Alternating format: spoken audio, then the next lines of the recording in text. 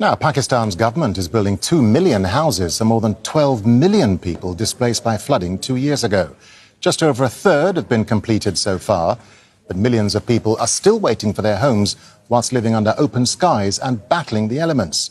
Kamal Haider reports on Mirpur Khas district in Sindh province. Muhammad Muluk lives with his wife and 5 children in an impoverished shelter beside their destroyed house.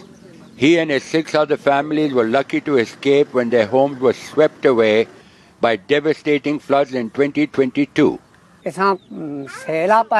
Floods have washed away our houses, belongings, livestock and even our rations, but luckily we survived and are now at the mercy of God, under the scorching sun. Bitter winters are ahead, fighting the weather and starvation. But in Mirpur Khas district, new flood-resistant houses are under construction. 800,000 structures are close to completion. 2 years ago, the floods in Sindh displaced over 12 million people. 2.1 million homes were damaged. In an ambitious multi-billion-dollar project, the government has pledged to build flood-resistant structures for displaced families in 24 districts across the region. The new owners take part in building their one-room homes. We are very grateful to the government for funding our first house, a dream come true.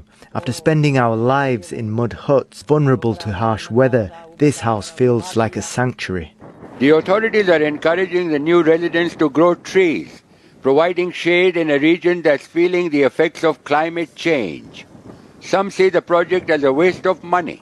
Sadly, the Sindh government seems to have learned little from past disasters.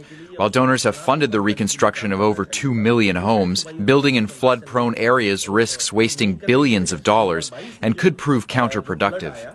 But the provincial government says it will restore confidence and allow for economic renewal. These houses will be completed in the next 15 months, and it is expected that with the reconstruction of these houses, people's economic life will be better. They will be having economic development. They will be actually owner of their own houses, and an economic upliftment will take place with this project.